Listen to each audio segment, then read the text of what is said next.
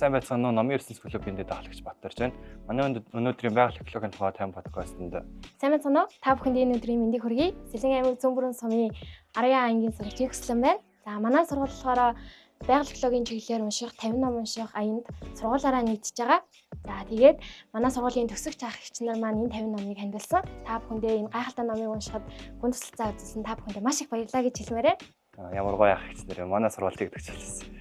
Өнөөдөр ямар ном ярихаар ирсэн мэлээ? За өнөөдөр болохоор миний уншсан ном гэх юм бол Монголын онгон байгальд гэдэг ном байгаа. Монголын онгон байгальд гэдэг ном нь Жорж Бэшалер гэдэг гадаад нэртэй зохиолч ном юм аа тийм. Зохиолч маань болохоор ан эмтэн судлаач, экологч, байгаль хамгаалагч төдийгүй судлаач хүн байгаа. Тэгээд одоо дэлхийн нийт улсуудад оршдог хурцан амьтдыг судлах үйл ажиллагаанд өөрийнхөө амьдралын бүхэл цаг хугацаа зориулсан тийм гайхалтай хүн байдаг. Номон дээр ер нь дандаа өөрийнхөө аяллаа тухай бичсэн байгаа. Үгүй ээ. Аяллаас гадна яг судалгааны үйл явц болон тухайн цаг үеийн хүмүүсийн нийгэм, за тэгээ зан характерын талаар ч гэсэндээ өгүүлдэг. Судалгаа нь ер нь яг голдуу юун дээр төлөвлөсөн байсан бэ? Ерөнхийдөө бол амьтдыгаа хайрлах, хүсгэн хөгжүүлэх тал дээр илүү зохицолсон байдаг. За жишээлх юм бол тоо толгойн өмнө хийдсэн одоо тийм байгаа. За одоо хурцсан амьтдынхаа тоо толгойг нь тодорхойлох ч юм уу тийм чиглэл. Тэгвэл энэ номон дээр яг ямар амьтад их хвчлэн гарсан бэ? Жишээлбэл тэр cover зураг дээр бол ирвэсийн тухай, цохор ирвэсийн зурагтай. Тийм. За ерөнхийдөө болохоор манай Монгол орн дээр байдаг говь хээрийн бүсэд амьдардаг. За одоо яг ийм гайхалтай, яг ийм өргөнс тогтолтой шийдэлд тасан цагсаж амьдардаг. За мазаалай, цоохор ирвэс, за одоо зэрлэг тэмээ буюу хавтгайч, одоо хавтгай гэх мэт амьтдыг төлхөө судалдаг. Тэгвэл энэ номон дээр яг дуртай хэсэг байсан уу? Дуртай хэсэг бол байсан. Яг нөгөө Монголын онгон байгаль бол зөвхөн нэг улсын өмч биш. За дэлхийн нийт хүн төрөлхтний өнөд өв юм аа гэсэн хэсэг. Тэгэхээр таалагдаад бас бахархмаар сэтгэл төрсөн. Ягаад ч юм яг ингээд төдийлөн сайн анхаарал байдгүй ч гэсэндээ тийм ш тийм ч нэрээ заавал анхаарах хэрэгтэй. Тэгээ бид бүхний заавал мэдэх хэрэгтэй. Тийм гайхалтай өнөд өв шүү дээ гэж. Зохиолч маань тэгэхээр амьтдын тухай судалгаа хийсэн байна. Тэгээд амьтдын тухай судалгаа хийсэн гэдэг чинь бас ямар нэгэн бидэнд голцсон хөрөгчл хийсэн байж таарч тийм. Мэдээж ном зохиолоо бичгээд мэдээж Монголын онгон байгалыг дэлхийн нийтэд таниулах, за цаашлаад амьттай хайрлах, тэдгээрийг яагаад хайрлах ёстойг анхааруулах, за тэгээд ойлгуулах, за тэгээд хүн ба байгалийн харилцаа алдагдаж байгааг анхааруулах зорилготойгоор бичсэн. Та энэ номноос яг юу ойлгосон бэ? Энэ номноос маш олон зүйлсийг ойлгосон. Жишээлх юм бол за мэдээж байгаль гэдэг бол зүйл хязгааргүй биш. Хамгаалахгүй бол устж үгүй болдог. За цаашлаад хүн бол байгалийн эзэн биш. Түүнийхээ нэг хэсэг гэдгийг ойлгох хэрэгтэй. За тэгээд мэдээж уламжлалт мал аж ахуй ч юм уу уламжлалт ёсон шил маань соёл маань ч гэсэндээ байгаль хамгаалах хүнд суур болдог. За тэгээд хүн болгон байгаль хамгаалагч буюу одоо хүн бүр тэр байгалыг хамгаалахад том жижиг гэлтгүй маш их зүйлсийг хийх хэрэгтэй. Жижиг ч гэсэн зүйлсийг хийх хэрэгтэй. Тэгснээр одоо байгаль маань илүү гайхалтайгаар оршин тогтно удаан. Тэгэхээр айгүй хэрэгтэй ном юм байна тий.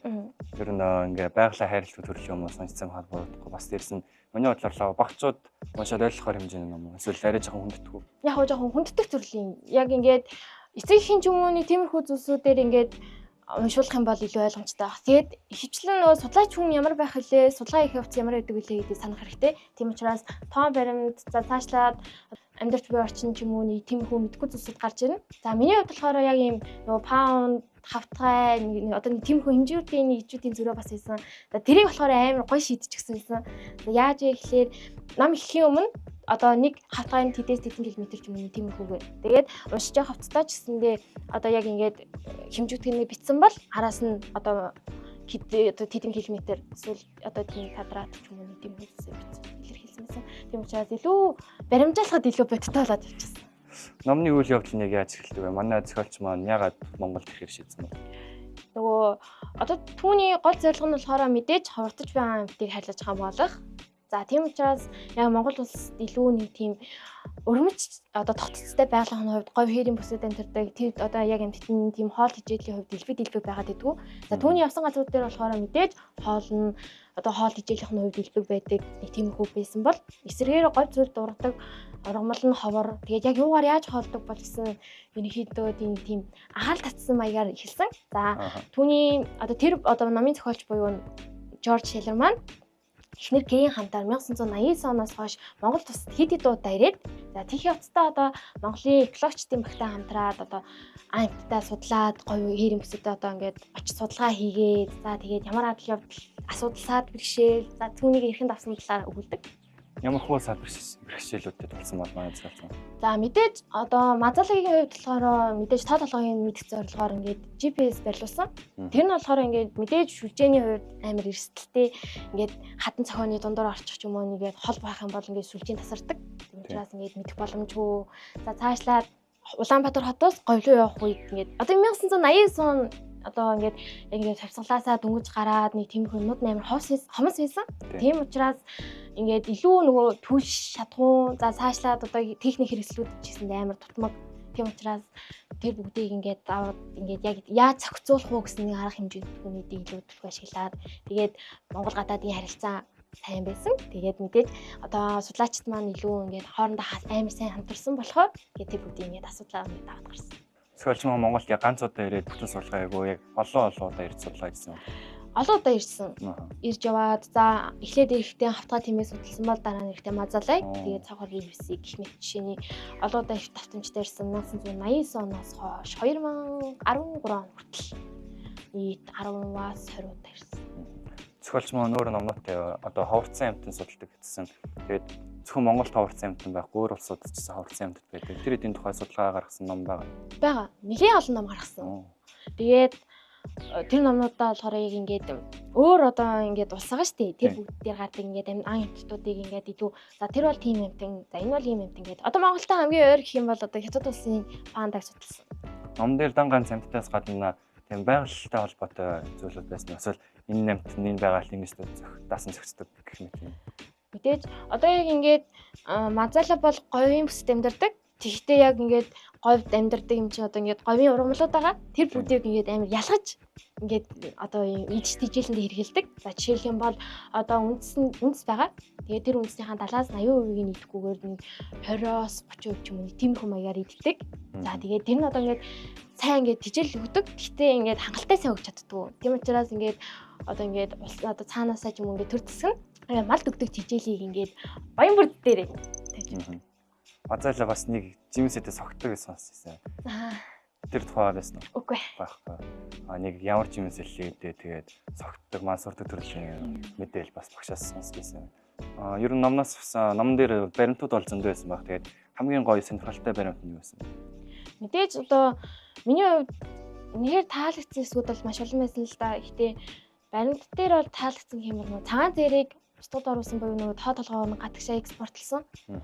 Тэгээ амар ихийг ингээд устгаад тэгээд гадагшаа экспортлсон байсан. Тэгээд түүний зургийг бас харсан. Тэгээд амар жоохон хүн сэтгэл төрүүлсэн. Таалагдах гэхээсээ илүү жоохон харамсах мэдрэмж төрсөн. Манай ном байгаль экологтой яаж холбогддог вэ? Одоо ном маань болох юм бол мэдээж амтангийн их бодгол бол одоо мэдээж байгаль одоо төгс оршуудын мэдээж сашгүй холбоотой. За жишээлх юм бол экосистем алдагдах юм бол амт тусдаж үг болно. За хүний үйл ажиллагаа бол мэдээж байгальтай шууд харилцаа холбоотой байдаг. Хүмүүс үйл ажиллагаа хийгээд одоо байгальд ингээд сөргүүл дагуур одоо ингээд сөргүүл ажиллагаа хийх юм бол тэгэх юм бол байгаль сөргөөр нөлөөлнө. За харин эсэргээрээ аварч хамгаалаад нөхөн сэргийн үйл ажиллагаа хийх юм бол байгаль сайн нөлөөлнө. Мэдээж тусалсан. Тийм учраас мэдээж шууд хамааралтай байдаг. За тэгээд мэдээж байгаль хамгаалахад хүн бүрийн харилцаа маш чухал. Жижиг бага том их гэлтгүү тэгэл ингээл өөрийнхөө чадах хэмжээнд дээд зүйлсүүдээ ингээл сэтгэл зүрхээ зориулаад хийх хэрэгтэй. Жишээлх юм бол байгаль орчны хамгааллыг хийх юм бол хамгийн жижиг үйл гэх юм бол хогоогийн савнд хийх. Тийм хичээлэн одоо энэ бол мэдээж хүн бүрийн хийж чадах хамгийн ингээд ухамсартай сайн үйлшүүд. Тийм учраас энэ бол ийм зөвчж ингээд байгальдаа үнэхээр сайн үйл зүйлийг хийдэг шүү гэдгийг ингээд маш нарийнаар ингээд бодтойгоор харуулдаг тийм юм маань. Тийм учраас байгальтайгаа маш нарийнаар маш үнээр холбогдсон. Тэгээд товарцсан амьтыг ховтгоос нь илүү ховор болохоос нь сэргийлэх тулд юу хийж болох вэ? Мэдээж тархан цадад орсон амьтад тийм учраас түүнийг ингээд илүү хүндэтгээд ингээд агнаж байхгүй байх хэрэгтэй. За цаашлаад хоол ижилэх нь хомсдлыг үүсгэхгүй байх хэрэгтэй. За тэгээд малчтын хувьд өсөөрхөх гэдэг нэг тийм юм явсан. Яг ингээд нөгөө хоттой ингээд мал руу дайрах юм бол ингээд цагаан цоохор ирвсийг ингээд буудаад ингээд жоохон авлцдаг. Тийм учраас ингээд тэгхгүйгээр жоохон ингээд тайвнаар хүлээж авах хэрэгтэй. Гэхдээ яг ингээд судалгаагаар үзэх юм бол одоо чон илүү ихтэй ярьсан байдаг. ингээд малынхаа нэг 0.25% ч юм уу нэг хувьд ч хүрхгүй манлын тоо толгойд ингээд нэвтрээд ингээд хохирол учруулсан байдаг. Тийм учраас тэр бүхнийг ингээд ойлгоод хүлийн зөвшөөрөөд ингээд хоол хижээл нь хомс байгаа шүү гэдгийг ойлгоод ингээд хоол хижээл дээр илүү төлөв анхаарал төгөл цогтойх. Бас би бас сая ерөөстэй холбоотой ном байсан. Тэгээд ерөөс яг амт минь хавартахаар л мал руу дэрдэг болохоос ер нь хэдхэн өмнө хэлбэгээ тэгээд амтаа олдож хахад мал руу ер нь дайрдаг гэсэн юм. Тийм үү төдийлний нэг хач албагт л өгөөд идэв шиг л. Энэ номыг хүмүүс санал болвол юу гэж санал болгох вэ? За мэдээж одоо байгаль болон амттай тайртай хүмүүс за цаашлаад оюутан сурагчнууд за тэгээд эх орноороо бахархахыг хүссэн хүн болгон уншаад үзээсэй гэж бодож байгаа. Яагаад гэх юм бол энэ ном Монголын байгалыг арай өөр өнцгөөс харуулна. За цаашлаад одоо тэр одоо уншигчдад бидэнд хүн сэтгэл төрүүлнэ. Чи юм шүү дээ гэдэг нэг тийм хүн сэтгэлдлүүдийг төрүүлнэ. За цаашлаад байгаль хамгаалах нь ямар үн цэнтэйг ойлгуулна. Тэгээд үнэхээр адал явдал дөөрөндөө үнэхээр гайхалтай. Тэгээд судлаач хүн гэж ямар хүн байдаг, судлаач гэж ямар хөө зүйлсийг яаж судалдаг ч юм уу нэг тийм арга барилууд ч бас бүр хэрэглээтэй. Тэгээд судлаач хүний давуу талуудыг бас мэднэ. Тэгээд миний хувьд бас мэдсэн л дээ. Судлаач гэж амар нэрийн тооцоолтой хүн байт юм байна гээд. Жижигхэн ингээд л нэг тэ цагийн зөрөө байна штэ. Тэгж яхад л тэрийг ингээд амар нарийнаар наривчилдаг. Одоо жишээлх юм бол 11 цаг 25 минутад ойрсуулга тариа мазалаад хийсэн бол тэдээс 10 минутын дараа нөрслөө. Ийм хүн амар наривчлалтайгаа тайлбардаг. Тийм учраас амар таалагдаад судлаач хүн ийм байдаг шүү гэл. Ийм хүн гайхшмаар олон зүйлсүүдийг бас уншина. Тийм учраас энэ намайг уншаад цогл. Манай байгаль экологийн тухай 50 ном байгаа. Тэгээд бас дээрс нь танай төгссөн хагч нараа авчирч өгсөн гэсэн. Яагаад тэр 50 номоос заавал энэ номыг сонгох болсон? Маш олон ном байсан л та. Миний хувьд болохоор энэ номыг анхаарад яг уу нэлээд олон ном байсан. Тэгэл за алин зүгээр бол алин зүгээр бол гэж бодож байгаа. Тэгээд мэдээж монгол хүн өөр хонгон тагшин байгалыг илүү сайнаар танин мэдэх хэрэгтэй. Тэр бүгдийг ойлгож хамгаалах хэрэгтэй. Тийм учраас юун түрүүнд энэ номыг л уншиж үзэх хэрэгтэй байна гэж бодсон.